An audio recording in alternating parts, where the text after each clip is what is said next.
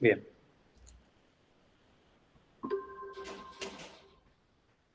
¿Empiezo? Y si querés andar arrancando la introducción así mientras se van sumando los últimos. Dale.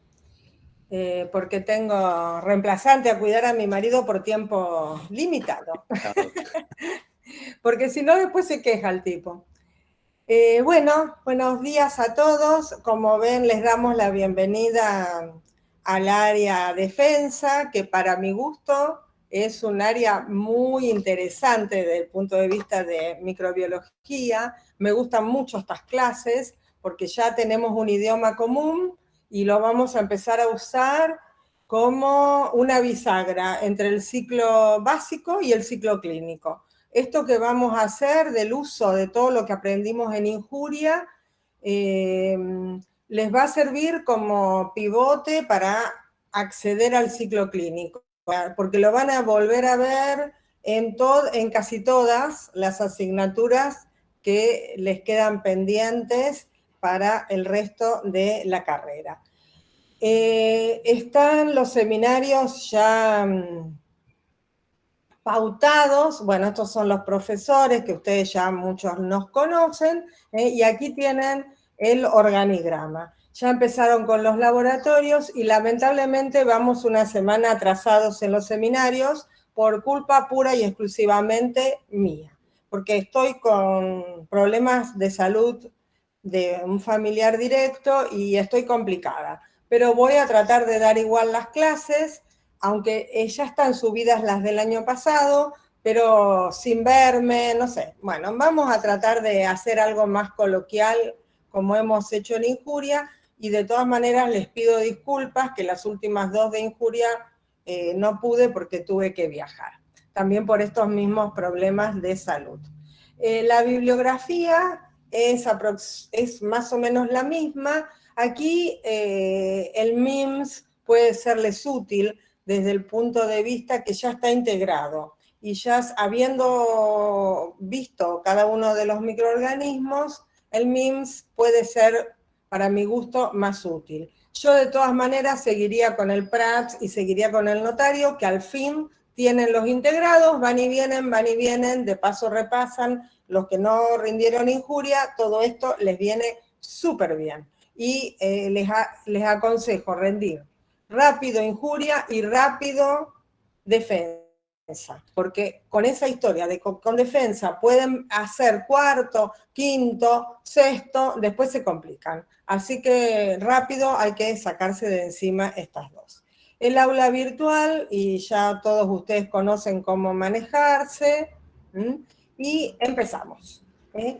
Cuando hoy vamos a ver integrado de infecciones de piel y partes blandas, osteoarticulares, pero este es el enfoque que vamos a tener en defensa. ¿Por qué se producen las infecciones? Eso mismo que la gente dice, en mi familia fulano se las agarra a todos, el otro nada. ¿Por qué? Bueno, ahora el coronavirus que nos viene re bien para los diagnósticos. Siempre es esta tríada: huésped, agente y ambiente.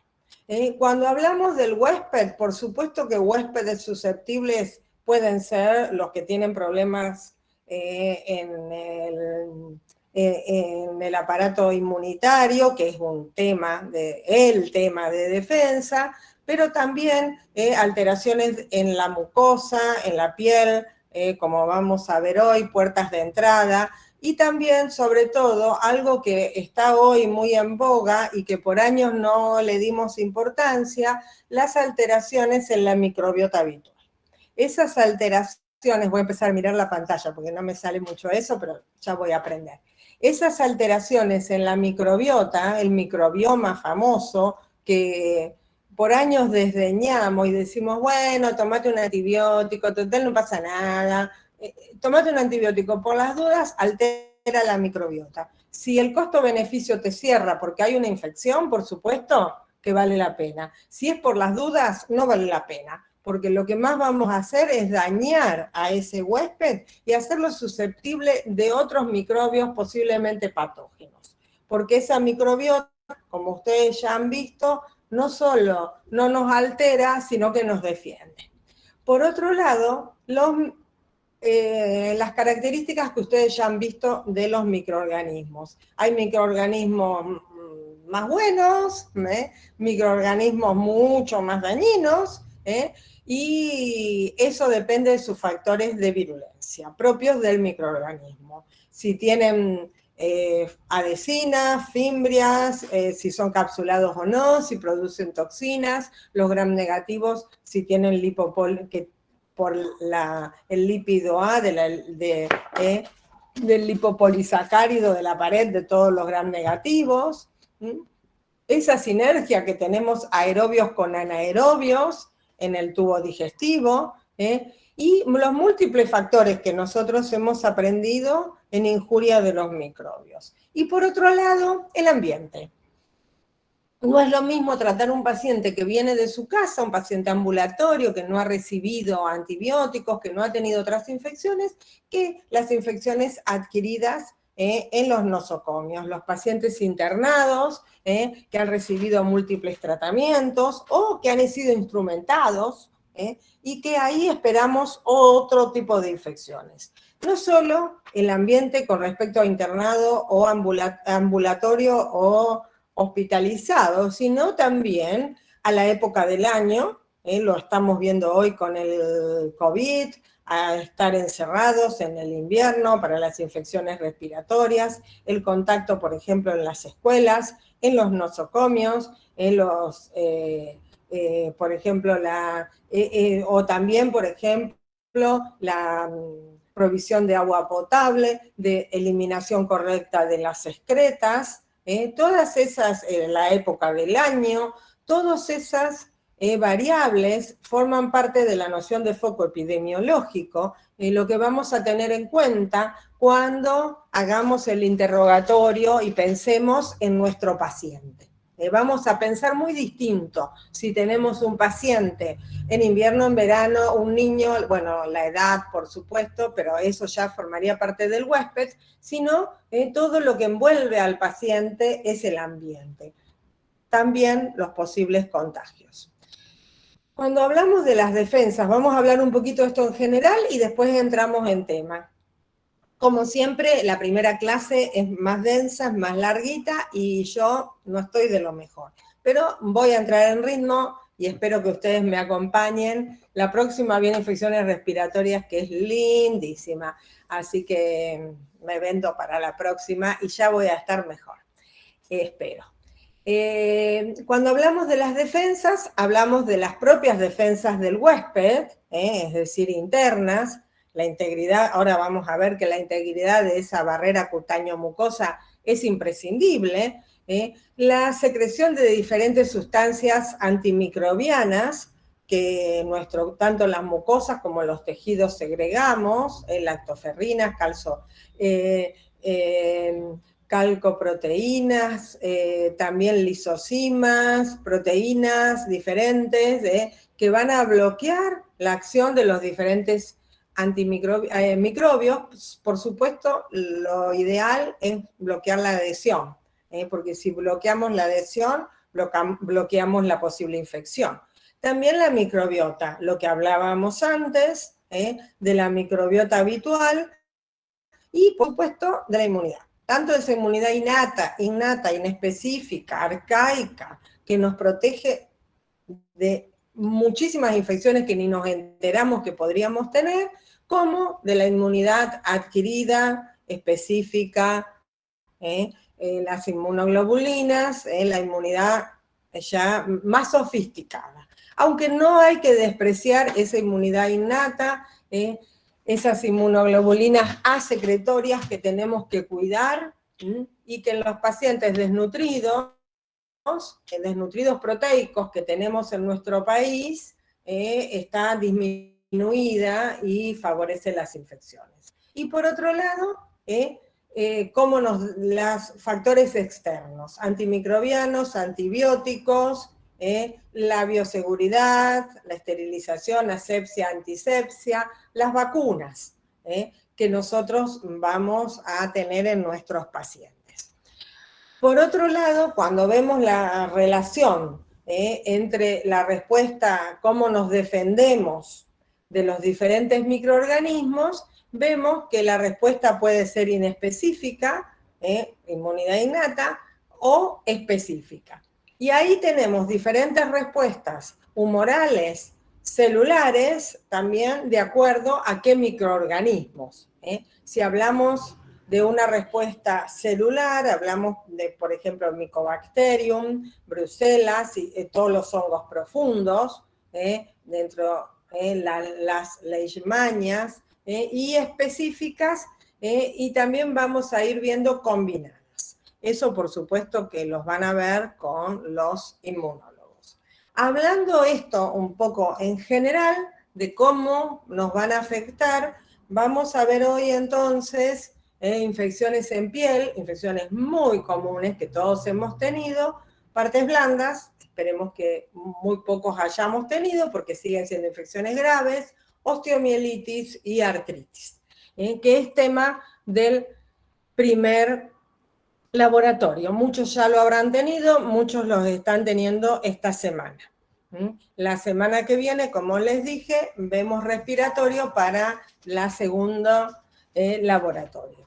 Vieron que los laboratorios han cambiado, los laboratorios son hoy algo más médico, aplicamos lo que vimos en Injuria, que es un laboratorio de micro, lo aplicamos a cómo usa un médico un laboratorio de micro. Eso es lo que tenemos que aprender. ¿Qué solicitamos? ¿Cómo solicitamos? Así que piensen en eso cuando hagan los laboratorios. Están orientados a que ustedes piensan, uy, puede ser una infección de la piel por estreptococo betamolítico grupo A. ¿Cómo tomo la muestra? ¿Qué le solicito para certificar ese diagnóstico que a mí se me ocurrió? Eso es lo que vamos a tratar de ver hoy. Un poco de repaso, que cuando se los preguntamos en los exámenes, ustedes dicen, oh, pero eso era de histología. No era, me preguntó una pavada de histología y me pusieron una bola. No es una pavada de histología. Tenemos que tener presente todos los contenidos, o la gran mayoría, de los contenidos importantes, grosos, para poder aplicar lo que tenemos hoy. La superficie cutánea, entonces, es la primera barrera que nos defiende del exterior. Es lo que define, es la línea que define, esto es mío, esto pertenece al ambiente o esto pertenece a otro. Es compleja y hay elementos tanto humorales como celulares que nos defienden. Está muy irrigada y eso es muy bueno para nosotros desde el punto de vista microbiológico. ¿Por qué? Porque un microbio que entre a la superficie cutánea, esa gran irrigación hace que limpie, que barra, que se lo lleve y que lo exponga al sistema inmune para que lo desactive. En cambio, por ejemplo, la grasa es muy poco irrigada y por lo tanto un microbio que caiga en la grasa, que entre a la grasa, es muy posible que produzca una infección, porque no se lo lleva a la sangre. Por eso es tan importante esa irrigación, que por un lado disemina el microbio y puede causar una infección generalizada, una bacteriemia, una sepsis, pero por otro lado también, si logra que eso no ocurra, presentando todos estos microbios al sistema inmune para que se haga cargo de ellos. Y ahí va la lucha. Por eso los mecanismos de defensa de la piel son la integridad de la barrera, el pH muy bajo que tiene, por los ácidos grasos que se eliminan, el sudor, que también es ácido, la descamación continua de la piel, por eso las personas que son limpias, que se bañan habitualmente, bueno, todos los días, como debe uno bañarse, limpia la piel, descama y con eso se llevan los microbios. Y esa microbiota residente que nos protege de otras posibles infecciones. Él tiene entonces una estructura repasando epidermis, que está colonizada con microbios, la dermis, donde están todos los vasos sanguíneos, linfáticos, las glándulas, y los folículos que también tienen, tanto pilosos como sebáceos, que también tienen microbiota, y pueden ahí, si se obstruye por ejemplo, la salida del folículo piloso en este caso, se obstruye, por ejemplo, porque no se baña o por alguna situación que ocurra, aquí adentro pueden desarrollar los microbios, por supuesto los estafilococos, y presentar una foliculitis el paciente. Y también por debajo, el tejido celular subcutáneo con las fascias, donde se encuentran las importantes estructuras vasculares y nerviosas, que van a ser causa de la diseminación de los microbios y también va a producir el dolor. Cuando hablamos de las infecciones, de la piel y de los tejidos blandos, hablamos de infecciones superficiales, del tejido subcutáneo y profundas. Eso es lo que vamos a dar hoy. Cuando hablamos de las principales infecciones cutáneas superficiales de origen bacteriano, si yo te pregunto en un examen, ¿qué bacterias pueden causar infecciones superficiales de la piel? Vos ahí me tenés que contestar, sí o sí, Streptococcus pyogenes y Staphylococcus aureus. Esas dos bacterias, flores de bacterias que producen muchísimas infecciones, son las principales causas de infecciones cutáneas superficiales, las más comunes. Cuando hablamos del estreptococo betamolítico grupo B o Streptococcus pyogenes, sabemos que es una bacteria agresiva que tiene múltiples factores de virulencia y que en la piel produce el impétigo, esas lesiones con una secreción amarillenta, como miel, la costra melicérica, y o erisipela. Una placa roja, sobrelevada, caliente. A veces puede haber algunas flictenas, pequeñas ampollas en el borde de la lesión, o nada, o ser solamente una placa, roja, sobrelevada, caliente, en general en miembros inferiores o periorificial en la cara. Cuando hablamos de estas dos patologías, hablamos de estreptococo betamolítico grupo A, de Streptococcus pyogenes. ¿Puede haber estáfilos sobreagregados? Puede haber, porque los Staphylococcus aureus están en la piel, pero no es la causa primaria. Si yo te pregunto, ¿puede haber estáfilos ahí? Sí, puede haber. Pero empezó la patología con el piógenes. Vamos a ver todos juntos después cómo hacemos los diagnósticos. Síndrome de la piel escaldada, hablamos de una toxina exfoliativa producida por el Staphylococcus aureus. El microbio está en la piel como microbiota habitual, ahí produce la toxina y produce esa exfoliación de la piel. Zonas de roce, zonas húmedas, zonas calientes, la cola del bebé con el pañal, los zapatos en el verano cuando hace mucho calor, entre las piernas cuando se rozan, puede ser. Y foliculitis.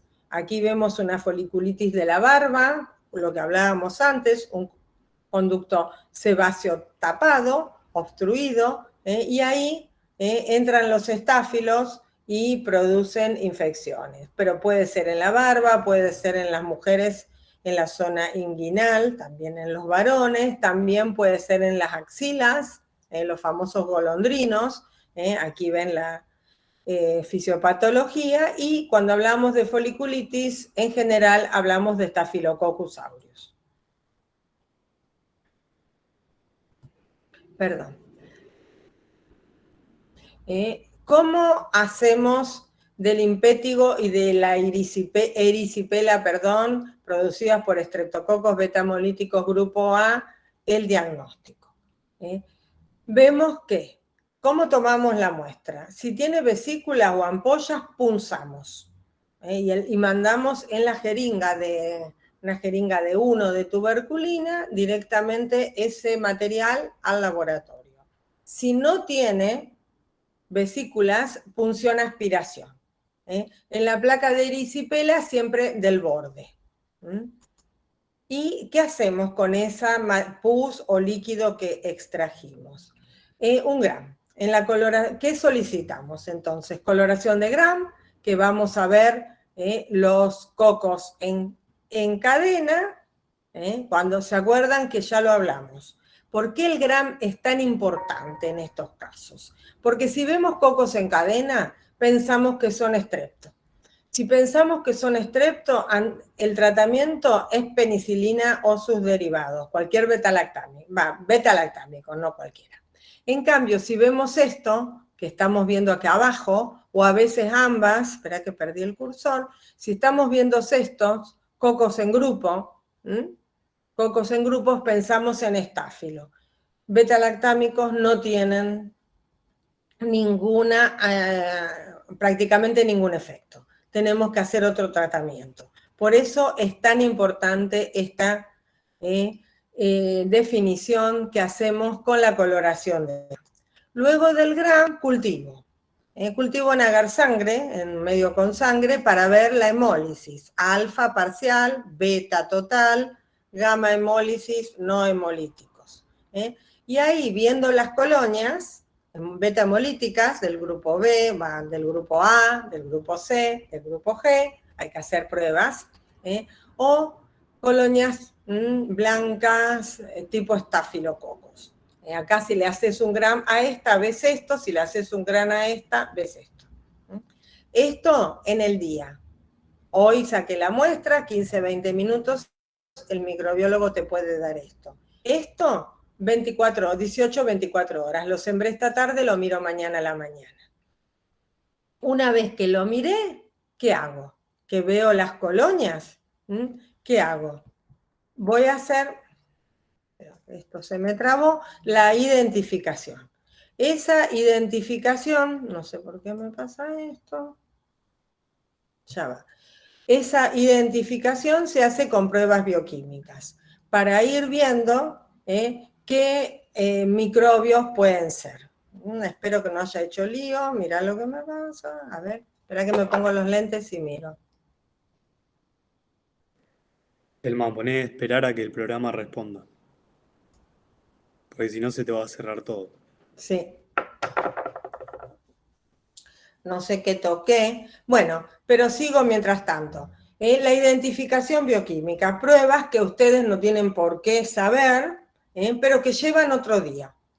Así que tengo en el día el Gram, 18 o 24 horas, al otro día tengo las colonias. Y a las 48 horas tengo la identificación y el antibiograma. Si es que necesito hacer antibiograma. Que en estas bacterias, en todas necesito, puedo obviarlo en el estreptococo betamolítico grupo A. Porque ya sabemos que no hay en el mundo, por ahora, estreptococos betamolíticos grupo A resistentes a la penicilina y sus derivados. No así con los estáfilos, ¿se acuerdan que lo hemos conversado? ¿Puedo hacer diagnóstico? Bueno, aquí tienen el antibiograma y...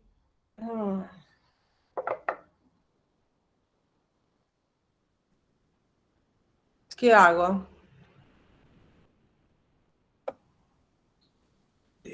No, volvé al PowerPoint. A ver, abajo. ¿Vuelvo abajo? Sí, así, ahí. Bueno, esperemos. ¿Se puede hacer búsqueda de antígeno? Si fuera, en el caso de la piel, no. Si fuera, voy a dejar esto en paz y me voy a manejar acá, así no hago más lío. Si fuera lo que vamos a ver la semana que viene, una angina sí podría. Molecular o genómica tampoco lo hago. Y tampoco hago diagnóstico indirecto. Es decir, erisipela e impétigo, diagnóstico microbiológico directo clásico. ¿Qué solicitan? Por favor, esto anótenlo, porque lo preguntamos y nunca lo saben y lo van a tener que hacer millones de veces en su vida como médico. No sé si millones, pero muchas. ¿Qué solicito? Por ejemplo, punción de líquido vesícula, material. Solicito directo o gram, como quieran, cultivo, identificación, antibiograma. Esas cuatro cosas tienen que escribir. No les queda otra, lamento comunicarlas. Si en el caso de que el paciente hubiese tenido un impétigo y después desarrolló una enfermedad postestreptocóxica, lo mismo si hubiera tenido una angina, y después desarrolló una enfermedad postestreptocóxica, una enfermedad autoinmune, ahí sí hago diagnóstico indirecto, búsqueda de detección de antiestreptolicina o de las ASO en el suero del paciente. Que enfermedades autoinmunes ustedes saben que es tema de defensa. A ver si esto me responde. Acá está. Cuando hablamos de otras infecciones que no sean bacterianas, que sean micóticas, de superficiales de la piel, hablamos de, por un lado, los dermatofitos, hongos que afectan solamente piel y fanegas, que no dan infecciones en otros sitios del organismo. Microsporum, Trichophytum, Epidermophytum. Microsporum afecta piel, siempre esas lesiones en cancha, en escarapela redondeadas, o pelos, cuero cabelludo, como ven ustedes ahí, esa cancha también redondeada, pelos tonsurados, rotos, escamas, un fondo sucio. Trichophytum, piel y uñas, y epidermophytum, piel, pelos y uñas. Cuando nosotros también podemos tener pitiriasis versicolor, malacesia furfur, el hongo que está en juego, ¿se acuerdan? Las máculas blancas, pruriginosas, que descaman fino en las partes grasas de la piel y sobre todo en pieles morenas, y las cándidas, que se acuerdan que siempre les digo que donde pongan cándidas quedan bien. Haces superficiales, subcutáneas, profundas, fungemias, hacen todo. En general, en la piel hacen intértrigo de los grandes pliegues, no sé por qué me señalo, pero bueno, no lo puedo evitar. Onicomicosis, también el muguet en las mucosas, muguet en los niños, en los inmunodeprimidos, esofagitis en los inmunodeprimidos, colitis, hasta fungemias. Pero bueno, en la piel eso es lo que podemos tener. ¿Cómo hacemos el diagnóstico de malacesia furfur? Toma la muestra por raspado. Recuerdan poner, y lo ven en el laboratorio, un portabajo con otro porta o con un bisturí viejo, estéril, por supuesto, rombo, que no tenga mucho filo, raspo y hago un montoncito de todas esas escamas en el porta. Acuérdense de no respirar fuerte, porque se acuerdan, creo que les conté, que la primera vez que saqué uno del pie, luché para sacar, había sacado un montón así, me levanté y muy contenta de que lo había podido hacer, hice, suspiré, todas las escamas se me fueron al diablo. Así que tuve que decirle, bueno, vamos a sacar otro poquito por las dudas, para estar seguro, porque no me quedó nada en el porta. Así que respiren despacito. Una vez que obtuvieron toda esa muestra por raspado, ponen el otro porta encima, le ponen una cinta o lo ponen en un papelito, lo envuelven en un paquetito, lo rotulan y lo mandan al laboratorio. Para la malacesia, el observarlo en fresco es con una gota de azul de Evans, es imprescindible. Con esto es diagnóstico. En el gram son siempre gram positivas y las colonias crecen, pero más o menos crecen en 15 días, pero hay que ponerle saburó más aceite de oliva, porque si no, en un saburó común no crecen, le gusta la grasa. Los dermatofitos, la muestra es lo mismo por raspado, Si una pregunta siempre de parcial es si la muestra la saco de la uña raspando la parte superior o raspando en la parte interna de la uña. Siempre parte interna de la uña, después que el paciente se lavó bien los pies, por ejemplo, si son de las uñas de los pies o de las manos, se lavó con agua, con jabón, nada más se cepilló bien. Si son de los pies, que se pongan medias de algodón, que trate de venir con sandalias, algo bien aireado, para que no tenga hongos de hematiáceos, los hongos del ambiente, que crecen mucho más rápido y me arruinan el cultivo.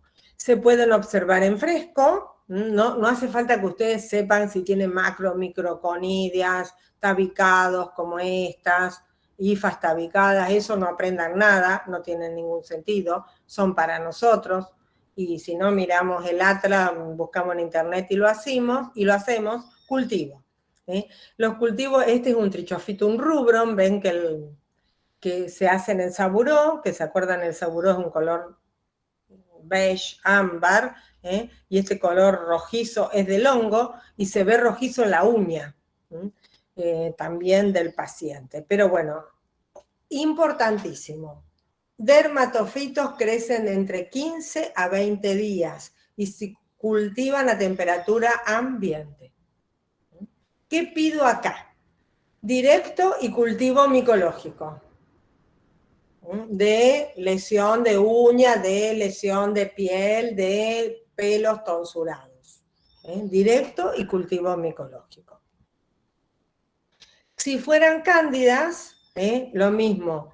En la piel es por raspado. Si, por ejemplo, tuviera muguet, puede rasparse la mucosa yugal con la misma ansa de cultivo, o también se puede hacer por hisopado. En el gram se puede ver, mira, en fresco se ven divinas, que lo pueden ver en el laboratorio, espero.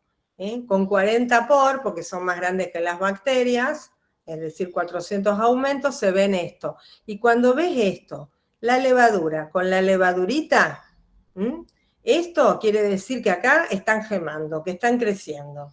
Esto no es microbiota habitual, esto es reproducción. Mirá el gram, siempre con un gram, o se puede hacer un violeta nada más, porque todos los hongos son gram positivos.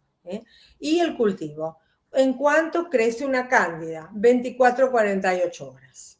Entonces, hongo que crece en 48 horas es cándida hasta que se demuestre lo contrario. Cryptococcus neoformans, que no tiene nada que ver con esto, sí después, pero para quedar como un algoritmo de hongos, Cryptococcus neoformans entre 2 y 5 días. Hongos, dermatofitos entre 15 y 20 días. Hongos profundos, histoplasma, paracoccidioides y coccidioides, de 4 a 6 semanas. Eso les tiene que quedar en la cabeza y en la vida. Fíjate, ¿qué es esto? Identificación con cromagar de las colonias. Las colonias son blancas, cremosas y tienen olor a la levadura de cerveza.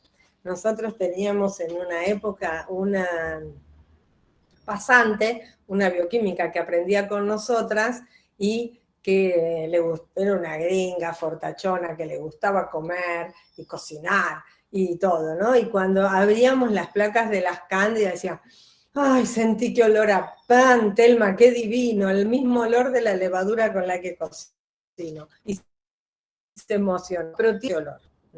Olor a pan, a panadería, lindo olor. Estos son cromagares, son agares que ya tienen, son selectivo inhibidores, y según el color ya me va indicando qué levadura puede ser. Y estos son antibiogramas de cándida. ¿No le van a pedir ustedes antibiograma, por ejemplo, para una onicomicosis? No tiene sentido. Pero sí van a pedir un antibiograma si el paciente tiene una osteomielitis, tiene una artritis, tiene una fungemia por cándidas, tiene una neumonía por cándidas, tiene una esofagitis por cándida, tiene una meningitis por cándida.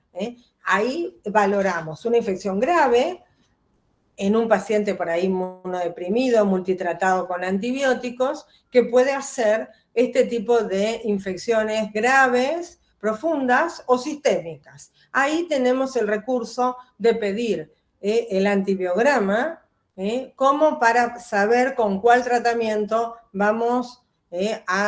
cuál tratamiento le vamos a administrar a nuestros pacientes. Diagnóstico directo, observación en fresco, GRAM, cultivo, identificación en algunos casos, por ejemplo ahora la Candida auris, que es un emergente, que todos ustedes habrán, hasta por el Google te lo mandan, es un emergente resistente a los antibióticos. Y por eso tenemos que hacer antibiograma, porque hay resistentes a los imidazoles, al fluconazol.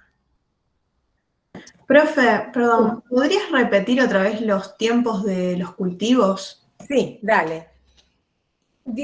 Todo hongo que crece entre 24 y 48 horas y es una levadura, es cándida. Cándida, entonces, 24 o 48 horas. Vamos a poner así, cándida 48 horas. Cryptococcus neoformans de 2 a 5 días. Dermatofitos de 15 a 20 días. Hongos profundos, sistémicos, de 4 a 6 semanas.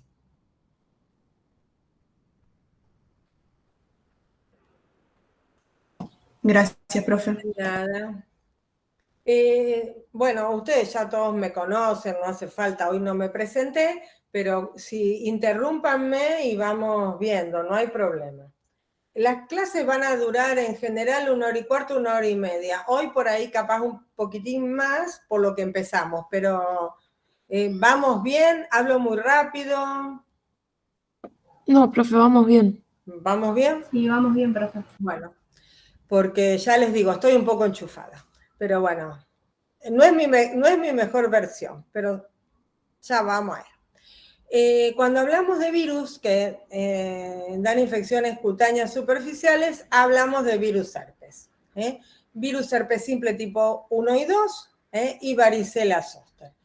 Herpes simple, el famoso, la fiebre del estómago, peribucal en general. Esta no es una buena foto, en realidad lo mejor es herpes labial, ocular, el herpes zoster, y la varicela.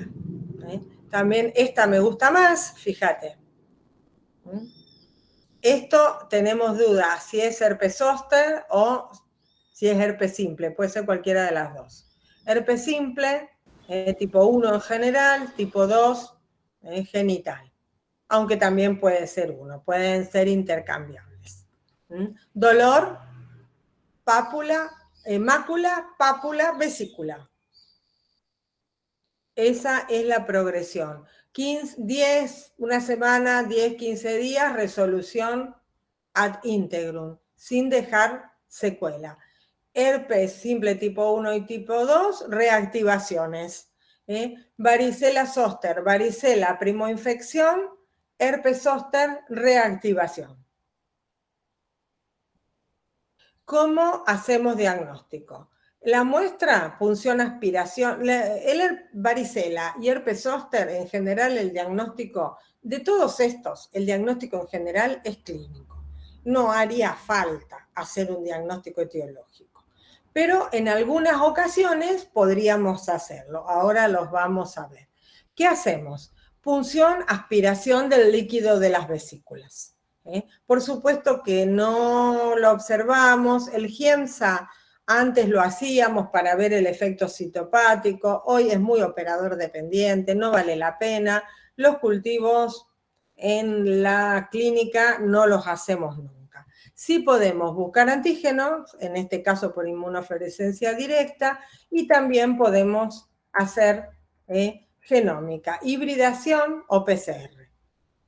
¿Se puede hacer diagnóstico indirecto?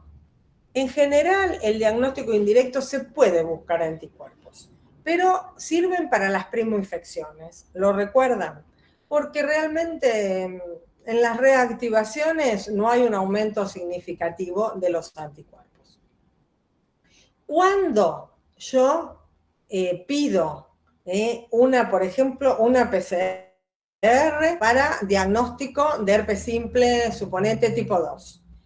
Suponete una embarazada con esa lesión que vimos en los labios, semana 39, a punto de parir. Quiero saber si es herpética o no es herpética, porque se acuerdan que si es herpética, parto vía vaginal, el bebé puede, el feto, aspirar esas secreciones y producir una meningoencefalitis muy grave en el recién nacido.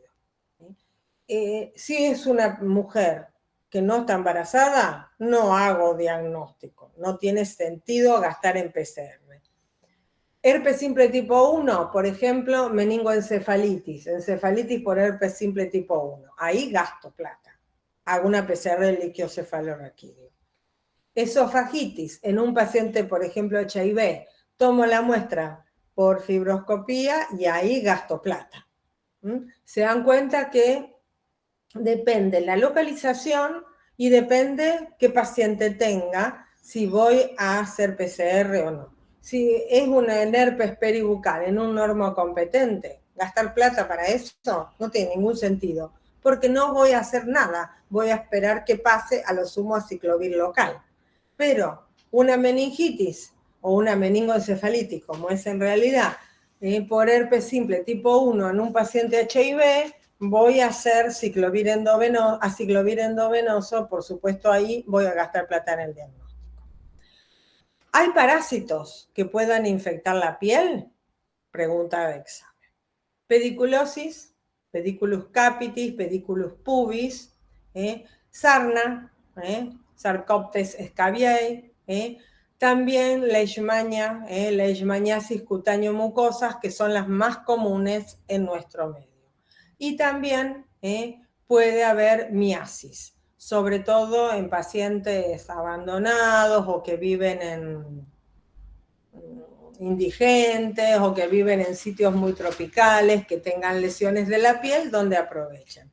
Y también el Dermatobium hominis. Debo confesarles que a mí, que me gusta viajar en mi país, ustedes ya lo saben, y me gusta ir a Campo Traviesa, cuando fui a los esteros de Liberá, antes de la pandemia, volví y tenía aquí en la zona del cuero cabelludo, empecé a tener como foliculitis, ¿no? Como, digo, me están por salir forúnculos, qué raro, bueno. No tengo esa patología habitualmente, le digo, pero siento algo raro, lo siento raro. Le dije a mi esposo, que ustedes saben que es cirujano, y a mi hija que también, hablo por mí. Y le digo, bueno, explórenme porque esto no progresa y yo siento algo raro. Eran muy pequeños todavía, cortaron y exploraron, y dice, no tenés nada, tampoco hay mucho pus, es más sanguinolento, qué sé yo.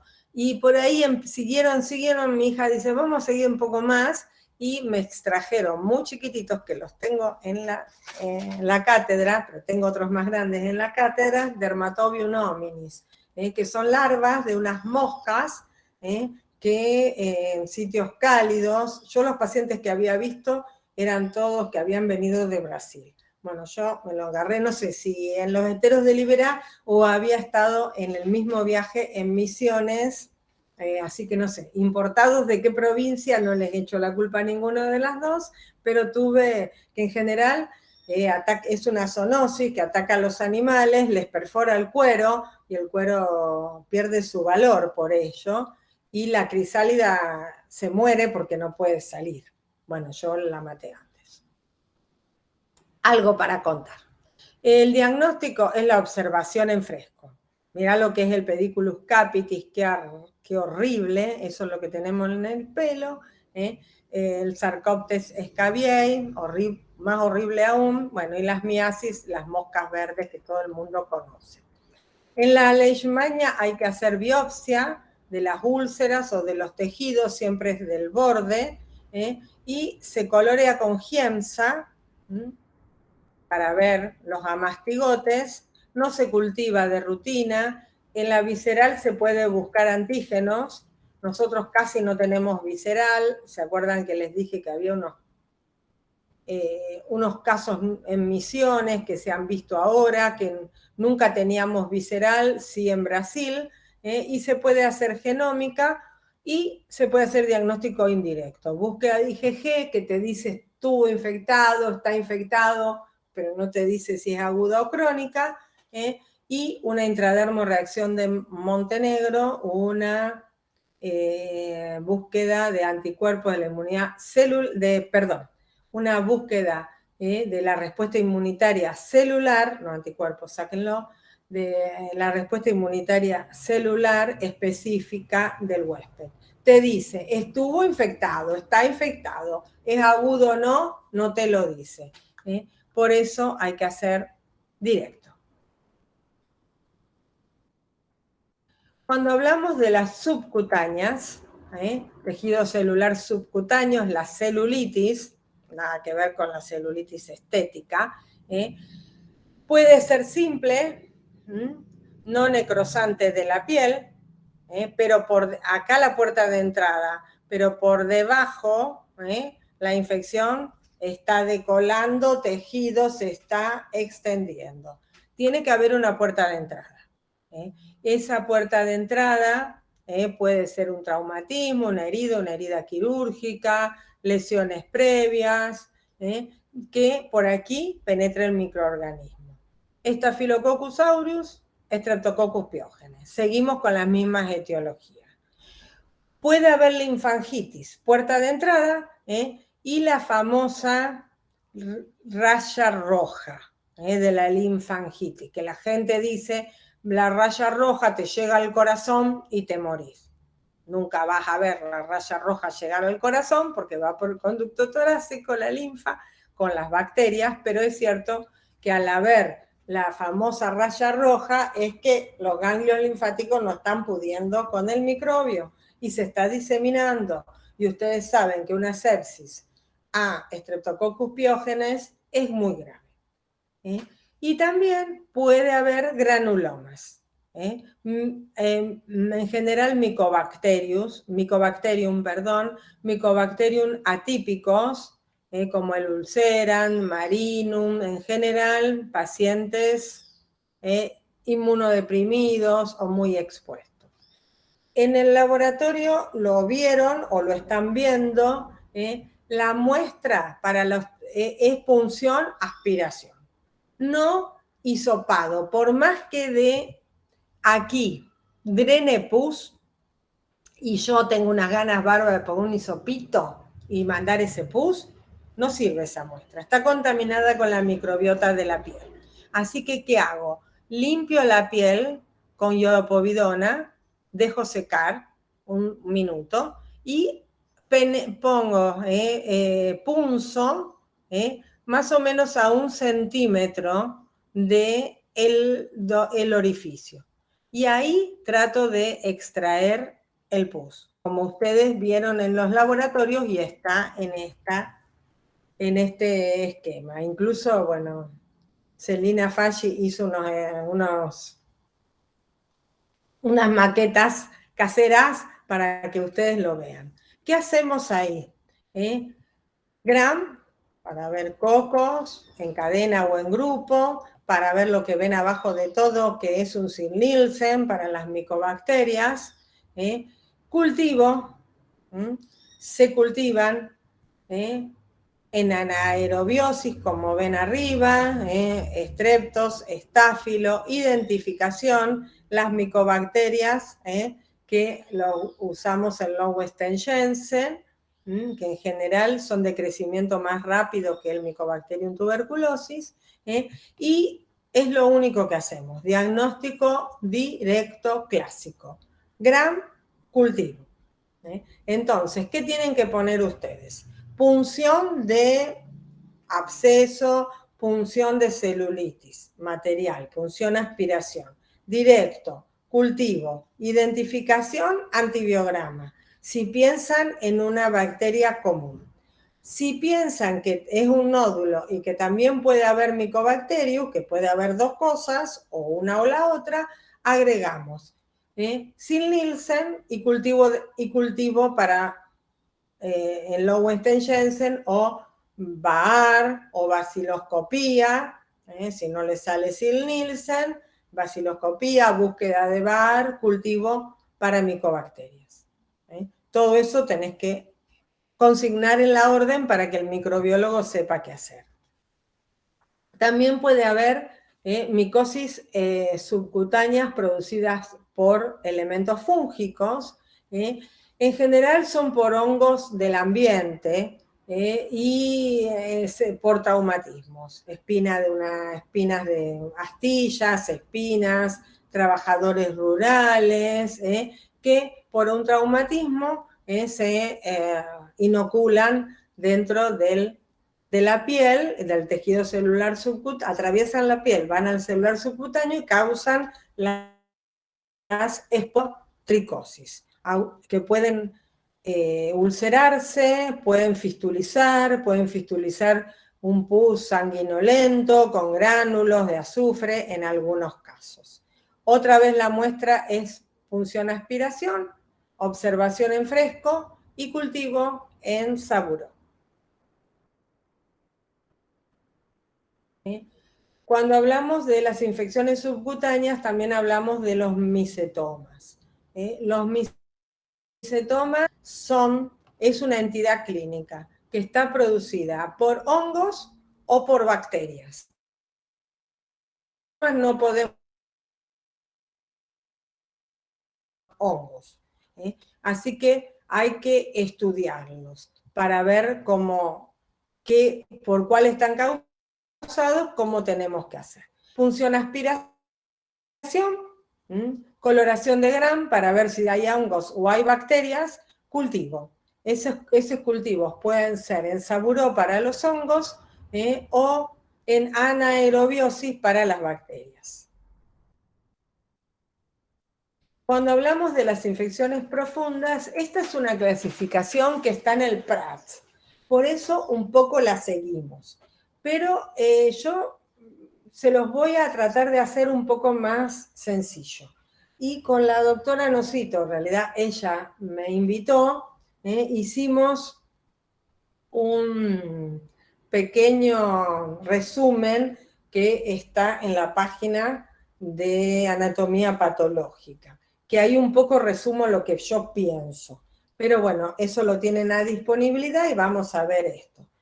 Cuando hablamos de infecciones de partes blandas profundas, hablamos fundamentalmente de infecciones que pueden ser mixtas, aerobios más anaerobios, con una importante definición de lo que es la sinergia bacteriana, que se pueden ayudar tanto los aerobios como los anaerobios para convivir y de esa manera favorecer las infecciones.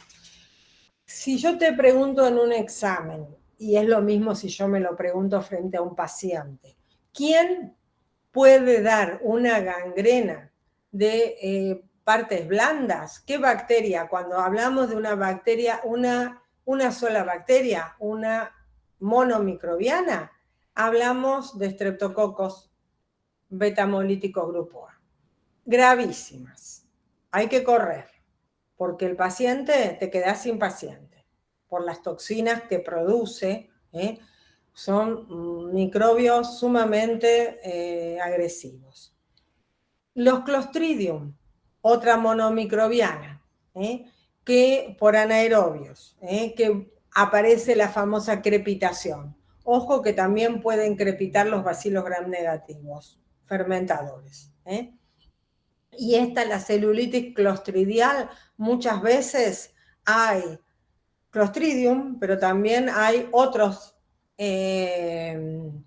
anaerobios como BG-, bacteroides fragilis, prebotelas porfiromonas, también hay pectostreptococos. En el Gram vemos una gran proliferación de bacterias. Bacillus gram positivos grandotes por un lado, Bacillus gram negativos de diferentes morfologías, cocos gram positivos en cadena, bacilitos gram negativos flacos, que pueden ser los anaerobios, más gorditos, que pueden ser las enterobacterias, un universo bacteriano. Puede haber fascitis necrotizante cuando de la celulitis va a las fascias, y la mionecrosis clostridial. Muy grave con la crepitación famosa, y que pueden progresar muy rápido con necrosis, que son esos casos donde hay que ir, el cirujano tiene que ver al paciente 2 o 3 veces por día, ir extirpando los tejidos necróticos, porque si no, no va a poder, los antibióticos no llegan ahí. Así que hay que limpiar, y después ver cómo cicatriza por segunda. Porque si no, si somos conservadores, no tenemos más pacientes. Fascitis necrotizantes, entonces, tipo 1, aerobios más anaerobios, tipo 2, estreptococos beta hemolíticos grupo A, fíjate lo que es esa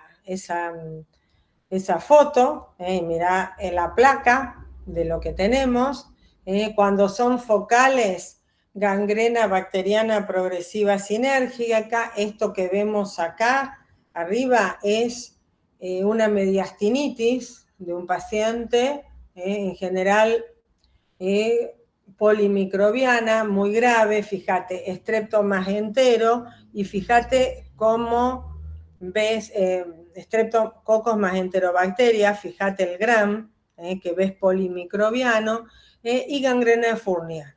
En general, la gangrena de Fournier, ¿se acuerdan que lo habíamos visto en injuria? Este paciente, todo el escroto necrótico, aquí no se puede ser conservador.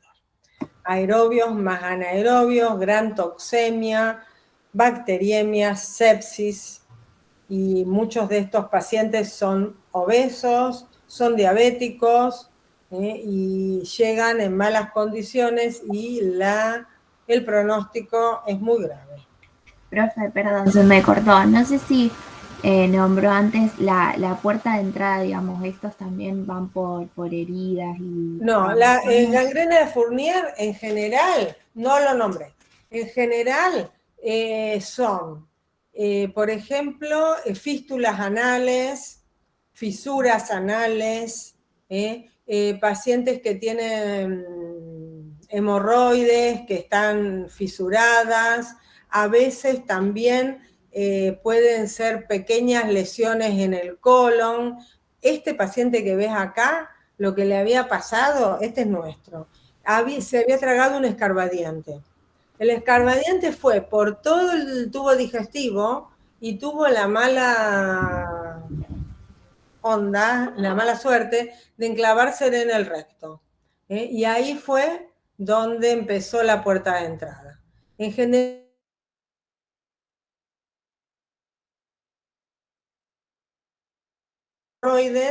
y también en los pacientes diabéticos. No cualquiera tiene una gangrena de Fournier. Y obesos. Una mezcla explosiva.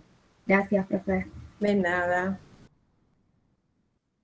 Vamos ahora a las osteoarticulares y en un ratito terminamos. Si ya espero no ser muy pesada. Ustedes guárdense lo que están pensando. Cuando hablamos de las infecciones osteoarticulares, hueso y articulación, hablamos de cómo pueden llegar hueso y articulación normalmente estériles, tejidos profundos, estériles del organismo, ¿no es cierto? ¿Cómo llegan los microbios ahí? Pregunta de examen también. Vía hematógena, el paciente tiene un foco en otro sitio del organismo, por ejemplo, tiene un forúnculo, de ese forúnculo hace una bacteriemia, de la bacteriemia encuentra una lesión ósea o se queda en el hueso, se queda en la articulación. Staphylococcus aureus ahí lo más común, lo mismo Streptococcus pyogenes. Postraumática, tiene un traumatismo, se cayó de la moto, del auto, se golpeó, tiene una fractura, o está posquirúrgica, lo operaron, le hicieron, qué sé yo, tiene no sé qué, le abrieron por algo y apareció. Por contigüidad, por ejemplo, las úlceras de decúbito, por ejemplo, úlceras de decúbito en pacientes con una prótesis de cadera, o pacientes que están neurológicos, que no se mueven, no se movilizan, o viejos. Por eso les digo que cuando me vean a mí en el geriátrico, denme vuelta para un lado y para el otro para no terminar con una úlcera de cúbito, porque es el principio del fin y es muy, muy feo. Es como estar podrido en vida, una cosa horrible. Y por prótesis, prótesis que hoy en día están tan de moda, bueno, que salvan vidas y articulaciones y sobrevida del paciente y mejor vida del paciente, pero también son una puerta de entrada, que pueden ser esas infecciones precoces, luego de la cirugía, o tardías más de un mes. Y son diferentes los microorganismos. Cuando hablamos de osteomielitis, hablamos de infección. Es la inflamación del hueso, producida por un agente infeccioso. Puede ser cortical, medular o ambas. Y se utilizan diferentes términos: mielitis cuando es medular, osteitis cuando es de la cortical, del periósteo o peridiostitis, miositis, ya hablamos de músculo, fascias, tendones, bursas o celulitis, que ya no entraría dentro de las osteomielitis. Osteomielitis tenemos osteitis, mielitis y periostitis. Osteomielitis, un poco para saber. Las osteomielitis y las artritis hematógenas, artritis, inflamación de la articulación. En general pueden ser por diseminación hemática, bacteriana o fúngica, a partir de un foco. En niños, en general, es en la metáfisis de los huesos largos, y en los adultos mayores de 50 años, en general, columna vertebral y monomicrobiano Staphylococcus aureus. Cuando hablamos de pacientes adictos a drogas endovenosas ilegales, ahí el espectro de las bacterias se abre. Y pensamos en Staphylococcus aureus otra vez, en cándidas y en pseudomonas aeruginosas, un vegemenos no fermentador. Cuando hablamos de las osteomielitis postraumáticas o postquirúrgicas, puede ser, por ejemplo, por una contaminación de una fractura expuesta. Staphylococcus aureus, Pseudomonas aeruginosas si está en contacto con el agua, por ejemplo, se cayó una zanja, o había agua donde se cayó y se produjo la fractura. Escherichia coli, también de acuerdo a dónde es la fractura. Y también puede ser posterior a la cirugía. Cuando hablamos de las posteriores a la cirugía, para arreglar lo que se había roto, precoz, cuando aparecen en el primer mes, en general primera semana, después de la cirugía el paciente tiene fiebre, la herida tumefacta, dolor, letra de Celso, Staphylococcus aureus, o coagulasa negativa si tienen prótesis. Y las tardías en general, Staphylococcus coagulasa negativa, ¿por qué? Porque son microbios con muy baja poder patógeno. Entonces no van a dar una infección aguda, florida, rápida, porque no tienen con qué. Todo lo con qué que tiene el Staphylococcus aureus. Propionibacterium, que son más raros, pero cualquiera de los dos pueden dar biofilm, adherirse y producir esas infecciones tardías. Muy importante acá el hemograma de estos pacientes. Si tienen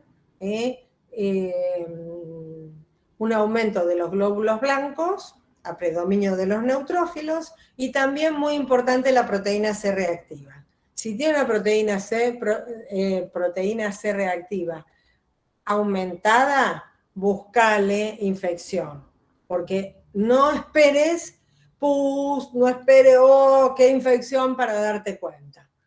El dolor, uno, impotencia funcional y dolor. Otra, hemograma, leucocitosis con neutrofilia y proteína C reactiva aumentada. Pensá en eso para una osteomielitis o una artritis tardía. Por contigüidad, son en general lo que habíamos dicho, úlceras por decúbito, según cómo esté el paciente, en qué decúbito esté, es la presión sobre la herida o presión sobre el tejido se necrosa, aparecen los microbios. En general aparecen estáfilos, pero también aparecen bacilos gram negativos fermentadores enterobacterias. Y dentro de las enterobacterias, Proteus mirabilis. Proteus mirabilis es un bicho carroñero, le gusta el tejido muerto, y es el que da ese olor nauseabundo que tienen las úlceras, es el olor del Proteus. Lo que la gente dice, el olor a podrido, y que se siente en el paciente, desgraciadamente. Cuando tienen prótesis, pueden haber osteomielitis. Se realiza la fijación de la prótesis articular al hueso, y ahí pueden haber precoces, otra vez, Staphylococcus aureus, coagulasa negativa mucho menor, enterobacterias, pseudomonas, según donde esté la prótesis, por ejemplo, de cadera, muchas veces son enterobacterias por la proximidad con el recto, con el ano, la mala higiene de los pacientes viejos, añosos, obesos, que no los pueden higienizar y se contamina. Y tardías, otra vez coagulasa negativa, Propionibacterium, también pueden ser Staphylo aureus, enterococos, también si son cerca del aparato digestivo, también Streptococcus agalactiae, si son cerca del aparato digestivo o reproductor, porque hay como microbiota habitual, tanto en la vagina en la mujer como en el recto, tanto en la mujer como en el hombre, agalactiae como parte de la microbiota. El diagnóstico de la osteomielitis empieza a ser clínico. El tipo tiene dolor, impotencia funcional, fiebre,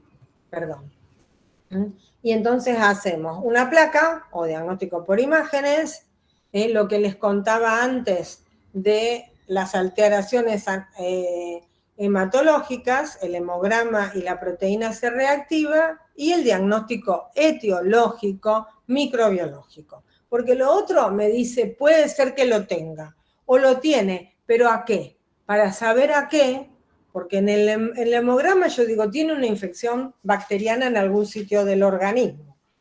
¿Dónde? Se supone que ahí donde le duele. ¿Qué tiene? No lo sé. ¿Qué bacteria? No lo sé. ¿Qué antibiótico le doy? Tampoco lo sé. Para saber eso, estamos los microbiólogos. Diagnóstico microbiológico directo. ¿Qué muestras tomo? Biopsia del hueso por punción o a cielo abierto si lo voy a operar, punción de los abscesos cerrados, material quirúrgico si voy a hacer una exéresis quirúrgica, y no olviden nunca hemocultivos seriados.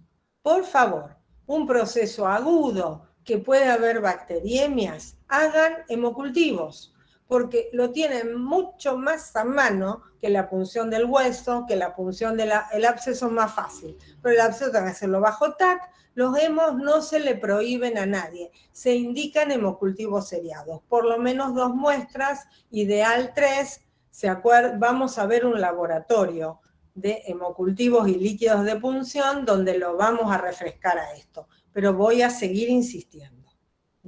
¿No? Los hemocultivos hoy, estos son caldos de hemocultivos automatizados, en 24 o 48 horas podemos tener mucha información de lo que tiene nuestro paciente. La toma de muestra, entonces, siempre punción aspiración. Por más que sea una herida abierta, que esté drenando pus, no ese pus, no hisopo. Si hubieran aerobios en el hisopo, se mueren. Así que no va. Siempre punción aspiración para descartar la microbiota habitual de la piel. Cuando hablamos de una biopsia ósea bien hecha, 90%, si tiene una infección, tiene un porcentaje de positividad del 90%. Cuando las punciones son negativas, la punción, la biopsia tiene mucha más posibilidad de ser positiva, pero bueno, es más cruenta. Solo en adultos, no en niños, y nunca de las fístulas, de los exudados. Siempre punción, aspiración o biopsia a cielo abierto. En las artritis, el paciente tiene esto que ustedes ven acá. Articulación roja, caliente, tumefacta, impotencia funcional, fiebre. Por eso hay que actuar rápido, porque los cartílagos articulares se destruyen o se alteran muy rápidamente. Y pueden presentarse desde los niños hasta los adultos mayores. Por supuesto que los adultos mayores siempre somos el blanco. ¿Quién pensamos en artritis? Staphylococcus aureus, Streptococcus pyogenes, en ese orden.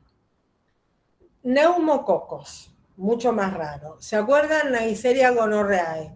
Que estando en el endocérvix puede dar complicaciones por contigüidad, ¿se acuerdan? Endometritis, salpingitis, sepía, o por vía hematógena, artritis sépticas de grandes articulaciones, monoarticular. Enterobacterias, pseudomonas, sobre todo en los pacientes que se inyectan drogas endovenosas, anaerobios, según donde esté, puede haber micobacterias, muy raras, pero hay, y hongos, cándida, Cryptococcus neoformans. Los Cryptococcus neoformans, si bien dan, se acuerdan, meningitis en pacientes HIV o inmunodeprimidos, hay localizaciones osteoarticulares, nosotros lo hemos visto. Incluso lo vi en un paciente que era un muchacho joven, estudiante de veterinaria, que no era un inmunodeprimido. La vía más común es la vía, el acceso directo por vía hematógena, es lo más común, o inoculación directa traumática. Puede haber factores locales, por ejemplo, los pacientes con artritis reumatoidea, que tengan otras enfermedades degenerativas en la articulación, los que usan corticoides, diabetes, drogadictos endovenosos, y también puede haber artritis que no sean sépticas. No todas las artritis son sépticas, por ejemplo, las artritis, por ejemplo, de la fiebre reumática, que es por inmunocomplejos, autoinmunes, o después también reactivas, que no. Otra pregunta de examen, ¿todas las artritis son sépticas? ¿Cómo hacemos diagnóstico?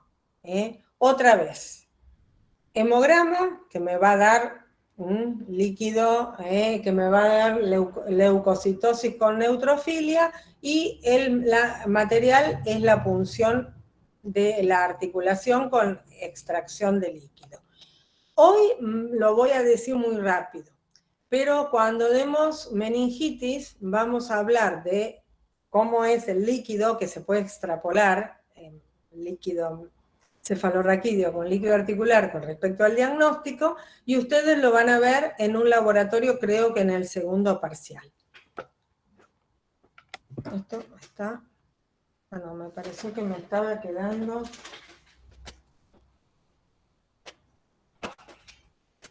Un segundo, que me estoy quedando sin batería. Ya. Ya termino. Ahí va. Entonces, sí, ya está cargando. Siempre punción, aspiración del líquido articular. El líquido articular normalmente es límpido, cristal de roca, como lo ven en este primer tubo. Cuando el líquido es turbio, hablamos de que puede haber una infección bacteriana. Y ese líquido turbio le vamos a pedir un citoquímico para ver si hay leucocitos, cuántos leucocitos, a predominio de qué, todo esto lo vamos a hablar muy bien en meningitis, que me gusta muchísimo explicarle. Y también vamos a ver la concentración de la glucosa y la concentración de las proteínas. Si es turbio y es bacteriana, en general no va a tener glucosa, en general, hay excepciones, la glucosa va a estar disminuida o ausente, y va a haber un aumento de las proteínas por la reacción inflamatoria aguda. Y aquí con esto hacemos diagnóstico de artritis séptica, turbio en general, artritis reumatoidea limpia y artritis microcristalinas. Y después, lo que tenemos que pedir, solicitar acá de este líquido, de estos líquidos de cualquiera, es, desde el punto de vista microbiológico, hay que solicitar GRAM, cultivo, identificación, antibiograma. Con eso cubrimos bacterias. Si ustedes sospechan que pueden ser hongos, que pueden ser cándidas o Cryptococcus neoformans, ¿se acuerdan? Tienen que hacer diagnóstico y cultivo micológico. Si sospechan Cryptococcus neoformans, tinción con tinta china, ¿se acuerdan para ver la cápsula? Y si sospechan que puede ser una artritis por micobacteria, baciloscopía, sin Nielsen, o bacilos ácido alcohol resistentes, búsqueda de bacilos ácido alcohol resistentes y cultivo. Yo pondría baciloscopía y cultivos para Koch o cultivos para Bar. Todo eso tenemos que pedir. Hay otras cosas que podemos pedir, pero por ahora con eso vamos. Entonces, todo en el laboratorio 1 está el material complementario, los cuadernos, los problemas, para que ustedes puedan ver. Y bueno, este seminario va a estar disponible, no en la página web porque no está inactiva, creo que en YouTube después lo suben. Algo que me tengan que preguntar y si no, terminamos.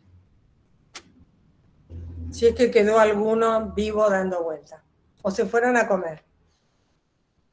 No, profe, seguimos acá. Fue muy clara de mi parte. Sí, bueno. ¿Alguna pregunta más? ¿Algo que me quieran decir? ¿Siguen algunos más o esa señorita nada más?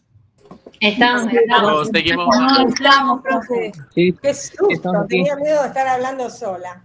¿Alguna pregunta, algo? O si lo quieren pensar y me lo preguntan Después.